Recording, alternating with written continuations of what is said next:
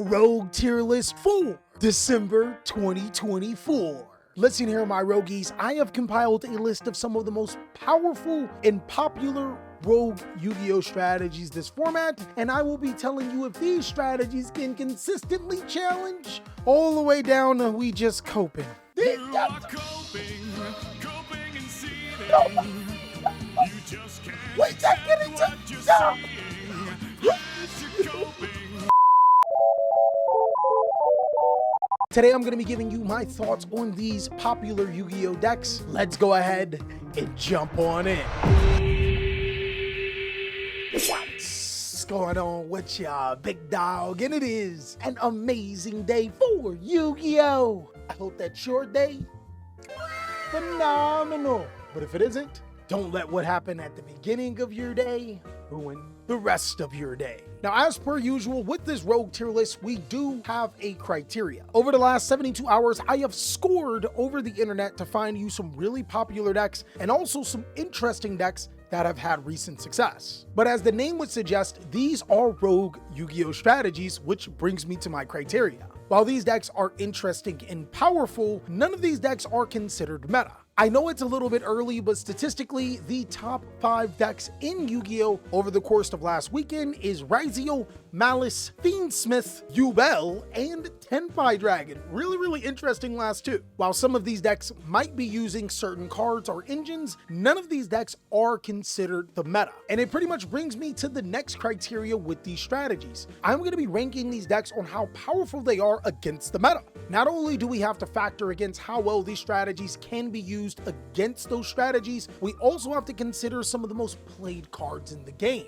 I'll be talking about how these decks have an impact against some of those cards as we go on, and that's going to be really important. And the third and most important thing is how strong these rogue decks are in themselves. When picking a rogue deck, it is very important to know if your deck is actually a strong Yu-Gi-Oh! Deck. Now, purposefully, I actually excluded some strategies out of here that I've talked about in my top 5 budget decks. I think that those strategies are still really strong, and some people could consider them meta. But in an effort to give as many decks as possible shine, I decided to keep those out. And if there's some other rogue Yu-Gi-Oh! Strategies that you guys want me to talk about, go ahead and let me know down below in the comment section, and I'll be sure to try to include them the next time this comes around. We'll be gearing up for Supreme Darkness, big dog, so go ahead and let us know those strategies that come inside of those sets. But let's go ahead and start off with Dino. Dino. I probably should be saying yes with this deck because it's copium. Look, big dog, I think one of the biggest things that we have to accept as Dino players, yours truly, is that in Master Duel, dinosaurs have everything. 3 Misc, the entire lot of support, and even Dragonic Diagram to 3. And the deck still isn't good. And the reason why is because this deck requires way too many intricate parts to be able to full combo. It also completely loses to cards like Ash Blossom and Joyous Spring, and the Dominus cards in Impulse and Purge. Maybe when we get the new Jirac support, we'll talk about this strategy a little bit differently, but Dinos are in the struggle bus right now. Definitely not the deck I would consider playing. And moving on, the Vanquish Soul. Bro, what is going on? It seems that I got 2 of my babies right here. Now, if you guys have watched some of my earlier videos, by the way, if you have not, hi, I'm TheCaliEffect. I hope you're doing good. But one thing that I did say that was going to happen to this format is that Dimension Shifter is a good card. But that's because decks can play Dimension Shifter. But when there's more decks that play Dimension Shifter be bad card. And statistically right now, no one's playing Shifter because it's not a good card. I think that gives a heavy edge to the Yu-Gi-Oh! Strategies that are graveyard reliant, but unfortunately, on the flip side, it makes strategies that were reliant on Shifter to be able to win easy games a lot harder to play. Vanquish Soul, I still think, is a very powerful deck, and it's not because I have everything in Collector's Rare, but one thing I will admit is that this deck is completely undersupported. While deck build strategies like Centurion and Memento have received wave after wave support, Vanquish Soul didn't necessarily get that. And I think players are still holding out for a type of support to make the deck a little bit more consistent, which would in turn make the deck a lot more powerful. It's incredibly strong, but inconsistent at times, and a lot of the blowout cards that you used to have are no longer good. Soon, my max rarity Vanquish Soul deck. Soon. Now, in the last tier list that I talked about, Ice Barrier, I had hope for the strategy. It's a strategy that can play around cards like the Molchummy cards and also can give you a lot of draws and disruptions. The problem with this deck, just about everything else. Definitely a strategy that needs help. Ice Barrier's biggest problems is addressing going second in a Yu-Gi-Oh format when the boards are just a little bit too strong. Mimighoul topped a regional. And for the Mimighoul community, that is all it needs for them to consider it as a deck that can challenge any strategy in the meta. Unfortunately, I think it's a little bit more complicated than that. You see, Mimighoul's biggest thing is that once players figure out how to beat the deck, it becomes a lot more beatable. Essentially, you're reliant on your opponent not being able to read, which is a common Yu-Gi-Oh occurrence, but also you playing optimally.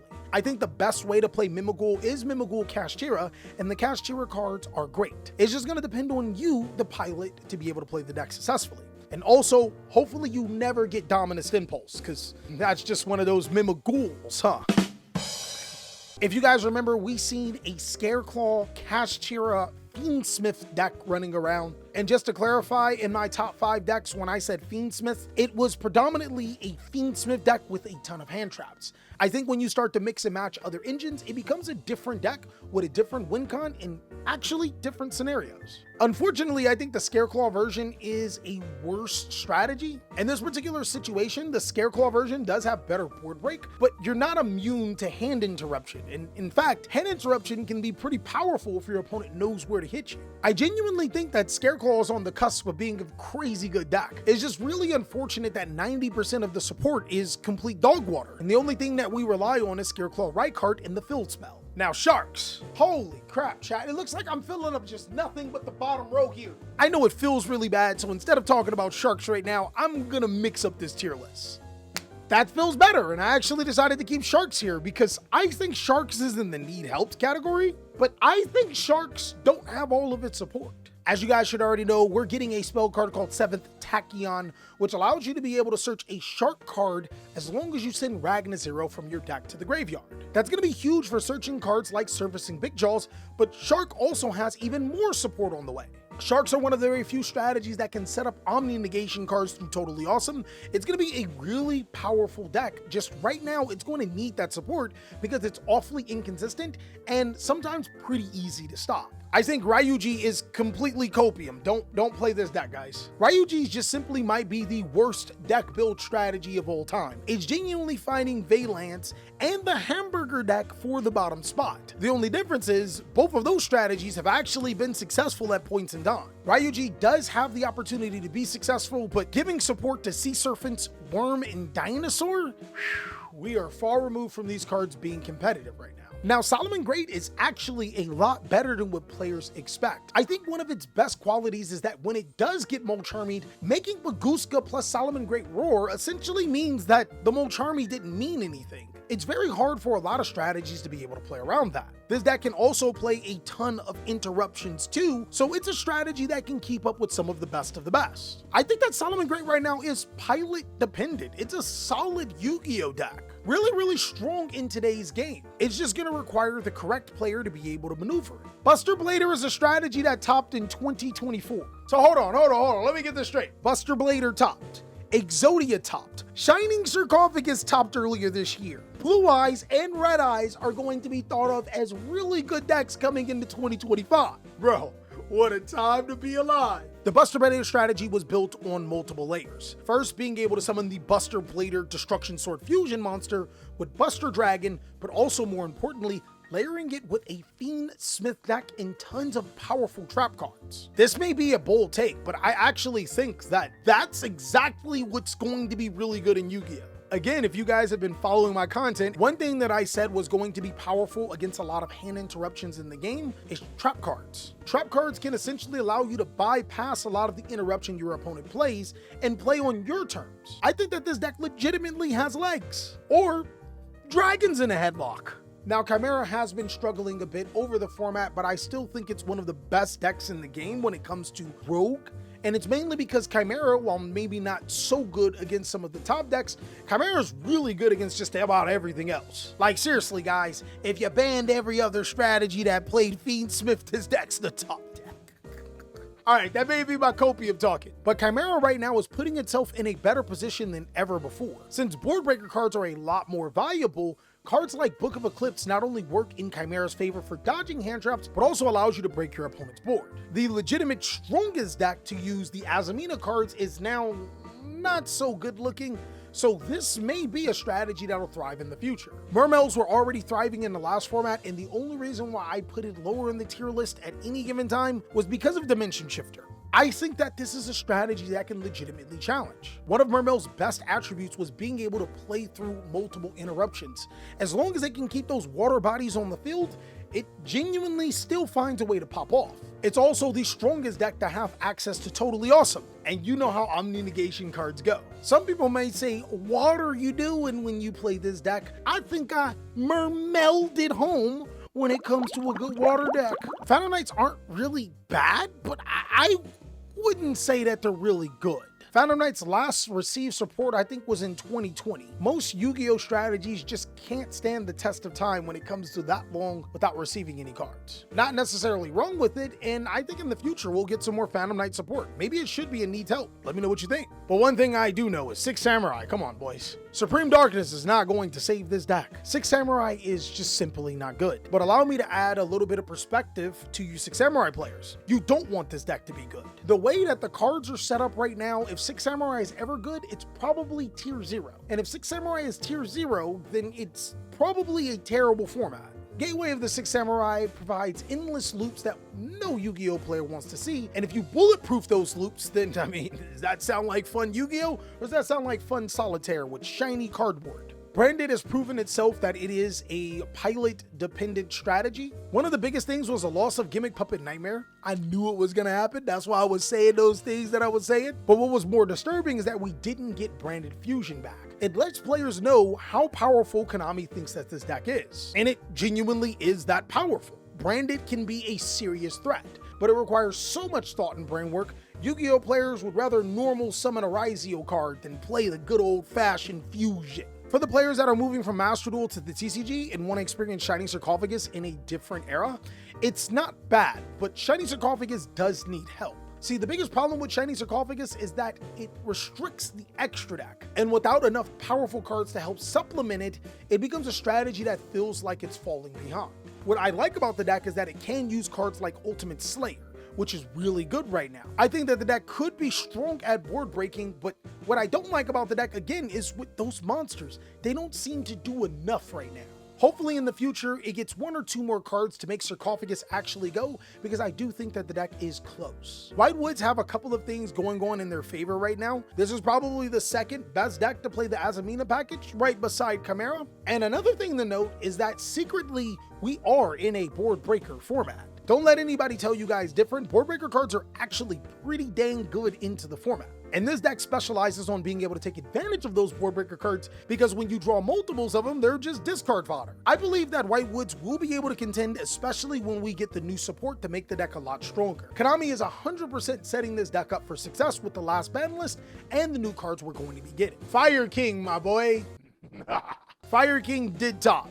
But it makes me question, was it really a Fire King deck or was it Kashtira with a Fire King engine? Not to discredit the player though, but I think Fire King is going to be in a really important time. It's going to have to find an identity past original Sinful Soil Snake Eye. For right now, I would put it in pilot dependent because it's going to be deck dependent, which means a pilot is going to need to build the deck correctly. Dogmatica as a pure deck, boy. Summoning Albazoa in 2024. My brother, are you kidding me? That's just not a good idea. I think if you were going to play a Dogmatica deck, you're probably better off playing something like Dogmatica Voiceless Voice. You still get the awesome effects of Nadir Servant and being able to use it, but as a bonus, you get to be able to search some really powerful ritual cards. Not saying that Albazoa is trash or anything, but I think that Skull Guardian is a little better. It also just so happens to be a little stronger too. Now, Orcust is another strategy. Oh my, this deck needs help. One of Orcust's biggest problems right now is consistency. The deck is good enough when you get the good enough hands to be able to play. In actuality, it topped a regional last format. But I think that the help that will make Orcust better is not only the new support, but that ban list. It got cards like Nightmare Mermaid on the list, so you know what's gonna happen once it does. Unfortunately, Evil Eye is that fiend strategy that is coping for me. How do y'all Zoomers say it now? It's the cope for me. Child, I love Fiend Yu-Gi-Oh strategies just as much as Yusuke and Bakura, but I'm gonna admit it, this deck is not good at all right now. There's just too many ways to be able to out what it's doing. I think that a player could probably make like a Cash Tira Fiendsmith version, but then you're probably better off using your resources for something else. Now, Sky Striker has been used as an engine for Malice, but I think even as a deck type, it's pretty solid. The same principles that players have been using for Sky Striker Malice still apply for Sky Striker. Use your spell cards to be able to get over your opponent's most powerful boards. Most of your spell cards play around your opponent's hand traps, but even more importantly, your Sky Striker. Big dog, y'all gotta take this back. Y'all was the first deck that players installed a waifu tax over. Y'all was the reason why gooning exists in Yu-Gi-Oh! Get it together, Sky Striker players. Give us a reason to call Chris Hansen on you again. I still think that Centurion is a solid choice. One thing that's pretty powerful in Yu-Gi-Oh! Right now are the Bestial monsters. They're really good at being able to not only establish a presence, but stop Fiendsmith. And this is one of those strategies that can naturally play the Bestial monsters, so that's always a plus. One of the bigger problems, though, I think you'll experience with Centurion is that once you get your main line stopped, if you don't have the adequate amount of follow-up, you will struggle. And that's the reason why this deck kind of fallen off of the map. Now, I still think that Exodia is I can't go wrong. Exodia! Oh, You see me obliterated? I think one of the biggest things for Exodia is that it has enough non-engine that you can play inside of the deck to cater to your needs. There's even rumblings of players using a Fiendsmith engine, not to establish a board, but to bait your opponent's interruptions and get more advantage before you go into Exodia, which is a crazy good card. One of the biggest problems with Sprite is that they just get dominated way too fast. I think that the deck is really good, but when your opponent starts summoning bigger monsters than yours, you can't just say it was cold that night. You gotta do something. Sprite seemingly doesn't play into interruption very well, though when going first, it's almost hand trap proof. So you have to build a deck appropriately. Tearlament is a dead deck, guys. Don't. If you thought that Tearlament was down bad in Master Duel, boy, let me show you how they killed it in the TCG. Now, this is going to be another bold take. Some of you guys may not agree, but I hands down think that Unchained Fiendsmith Magical Musketeer, or you could just call it his Fiend Pile, is the strongest deck in the game. But statistically, it's Rogue. It's only a matter of time before players realize that this deck can play around hand traps, can also even play around cards like Abyss Dweller too, and is a little bit more malleable than you think. It might just be the trap cards, man. I also think that Memento is an incredible Yu-Gi-Oh deck. It's just going to need a little bit more time. One of the biggest things about Memento is that this is a strategy that requires a brain, but it is a lot more rewarding than most Yu-Gi-Oh strategies. Especially now that Dimension Shifter is a lot less out of the picture, I think that this strategy will start to pop up more in events. Ritual Beast is in the category of Can Challenge. I'm sorry, big dogs, for not talking about it on my budget tier list. I still think that Archnemesis Protos being able to call light if you summon the correct monsters, dark, fire, those are all really, really good in this format. And this deck was never defined by Dimension Shifter. It just kind of made the combos even better. I think that pure Snake Eyes, oh, this is tough. Pure Snake Eyes is, I don't want to put it in needs help, because why would we want to help this? I think it's pilot dependent. If you're playing Snake Eyes or a Snake Eyes variant, you're going to need to make up for losing original Sinful Spoils. That really was the glue that bridged the deck together. But Snake Eyes itself still has some incredibly powerful cards, and Flambeurge is still no joke. And lastly is Galaxy Eyes. Shout out to my man HM Power. I'm just gonna put it right there and leave. Thank you guys for watching the Rogue tier list, big dog. Of course, if you want to see more amazing content, be sure to check out these other videos. But regardless, I hope you're having an amazing one, and I know I'll catch you on the next one.